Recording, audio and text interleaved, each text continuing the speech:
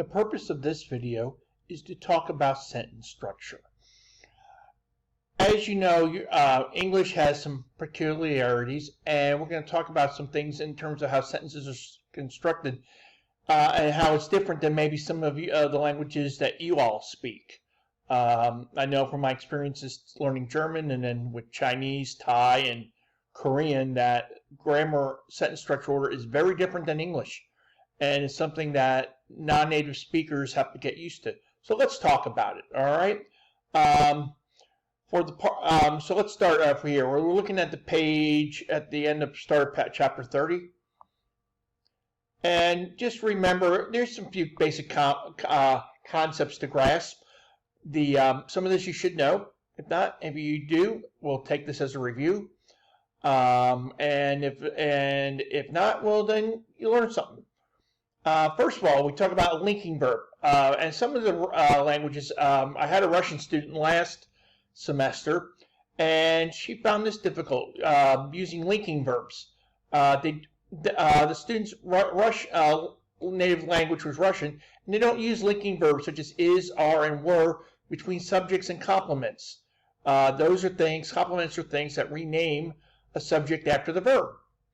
But every English sentence must include a verb, and we talk about that in chapter 27. Take, for example, here, it says Jim intelligent. That's something I've seen that actually in Korean too, but in English we need to put in the word Jim is intelligent. We look here, many streets in San Francisco are very steep. Not many streets in San Francisco very steep. The other thing is, is that every sentence must include a subject. We talked about this in sentence fragments in chapter 19. You've seen some PowerPoints on that. So let's go back and review that. And we have some Spanish and Japanese speakers in the class. So this should be a little bit new to you. Some languages, such as Spanish and Japanese, do not require a subject in every sentence. However, in English, every sentence needs a subject, or else it's considered a fragment, and that's where we get into trouble with our sentences. You saw some of that in Comp 3, where in Chapter 1 and 2, you review sentence fragments. So let's look at this. Your aunt is very energetic. Seems young for her age. So you need to put in the subject. Now there is one exception, and that's commands. That means like orders. And we use them we kind of give a very forceful tone of voice. Give me the book. We understand that there is a subject there. You give me the book. The word it is used as a subject as a sentence describing the weather or temperature, stating a fact, the time, distance, or suggesting it's an environmental fact. You see here, is raining in the valley and snowing in the mountains. Is raining in Charlotte. It is raining in Charlotte. Is 9:15 a.m. It is 9:15 a.m. Okay, however, and now in English, we got to remember, in most sentences, not all, but most, subjects appear before the verb. However, some sentences, they are inverted. That means the subject comes after the verb. Let's take a look at these examples here. There are many people here today. If we notice, many people is our subject, but as you notice, it comes after the verb. You could switch it around, and you see here, many people are here today. Each sentence is perfectly fine. Don't worry about that. Inverted subjects occur a lot. Is an apple pie in the refrigerator? There is an apple pie. As another example. As we move on, as you know, many religious sects in India. Here again, we need there are. As you know, there are many religious sects in India. Notice that the verb agrees with the subject that follows it. Apple pie, is, sects are, And you see that. Sometimes an inverted sentence can include an infinitive. Well, what's that? That's those, to work, to play, to eat. Or a noun clause, that she is intelligent as a subject. In these sentences, it is needed before the verb. And you can see here in the book, you check off chapters 48b and 48e about that. Let's take a look at the example. It is important to study daily. You can change it around to study daily is important. You see no it. You see an example here, we have it, but in the rewritten one, you don't need that.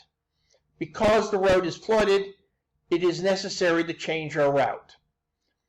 Again, we have to stick in that it because we don't know what the subject is. So, follow the tip here. When the word here and there mean in this place, here, or in that place, there, they are adverbs, and which are never subjects. If you don't know anything about adverbs, I will post a cute little video a little later about adverbs. Another thing, 30C will tell you, do not use both a noun, which describes something, person, place, or thing, or a pronoun, which replaces a noun, to play the same role in the sentence, same grammatical role, like say subject. We don't allow a subject to be repeated in its own clause. Take a look at the example here. The doctor, she advised me to cut down on salt. We don't need subject. We can't have she, the pronoun she, after doctor. It just doesn't make sense. You say the doctor advised me to cut down on salt. Next thing you need to do is do not add a pronoun when a word group becomes between the subject and the verb. We stick these things in. Sometimes we'll stick some phrases and stuff, word groups, between the subject and the verb. And here, the watch that I lost on vacation was in my backpack. We don't use it. It cannot replace that subject, that pronoun it cannot replace watch. We just let it ride. Moving on. Some languages allow what's called topic format, fronting. Placing a word or phrase at the beginning of the sentence, following it with an independent clause. Remember, an independent clause is a group of words that can stand on its own as a sentence. Independent, doesn't need anything. Explain something about this form is not allowed in English because the sentence seems to start with one subject and then introduces a new subject in the independent clause. The seeds I planted them last fall. You see we have a topic, the seeds, and then an independent clause. That I planted them last fall can stand on its own, be its own sentence. So we need to correct that by bringing the topic seeds into the independent clause. I planted the seeds, not them, last fall. Next thing we have is we don't want to repeat a subject, an object, or an adverb in an adjective clause. What is an adjective clause, you say? Uh-oh. Well, adjective clauses are, if you look here, that was parked on the street. It's a group of words, phrase, that actually acts as an adjective. Remember, an adjective describes a noun, just like an adverb describes a verb. So adjective pronouns start with, adjective clauses, start with relative pronouns. Remember that, who, whom, whose, which, and that. Or relative adverbs, when or where.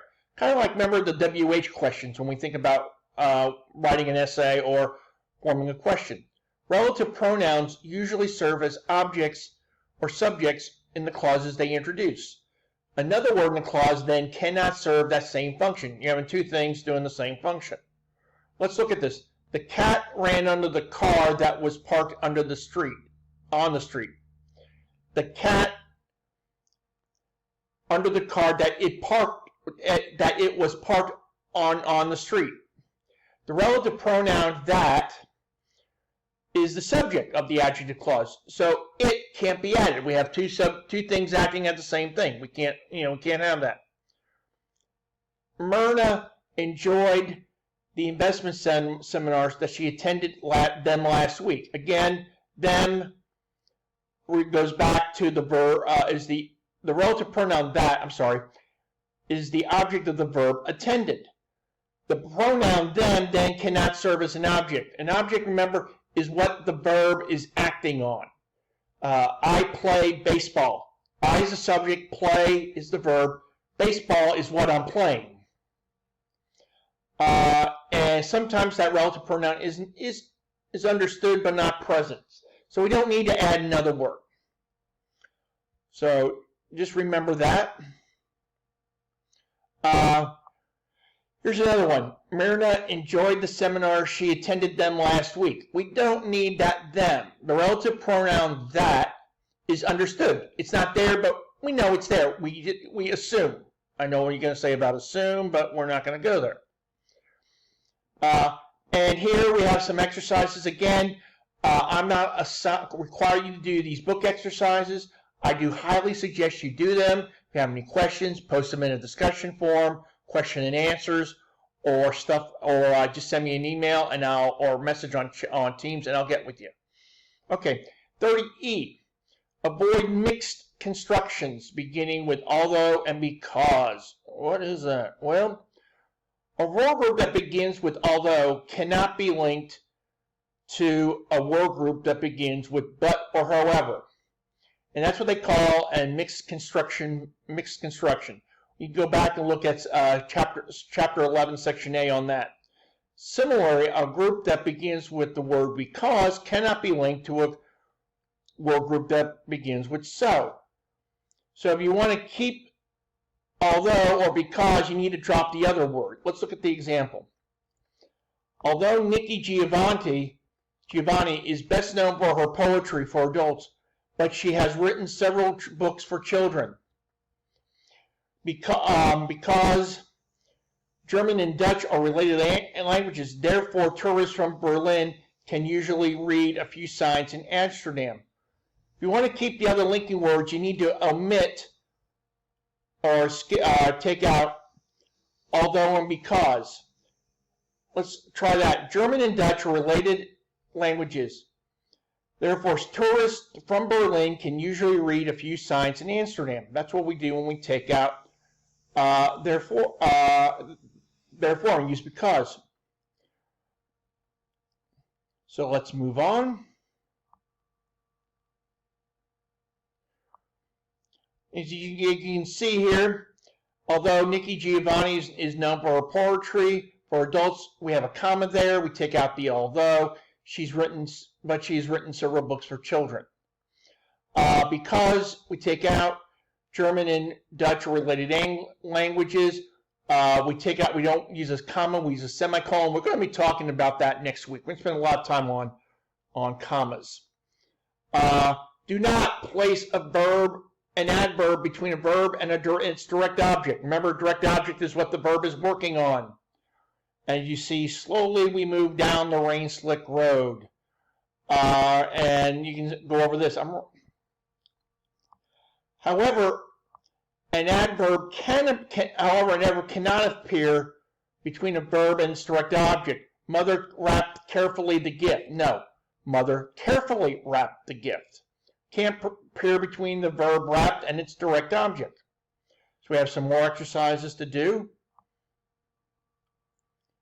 And the last thing I'll talk is, and I'm not going to talk about this because I'm running out of time, you can read this, is distinguish between present participles and past participles used as adjectives.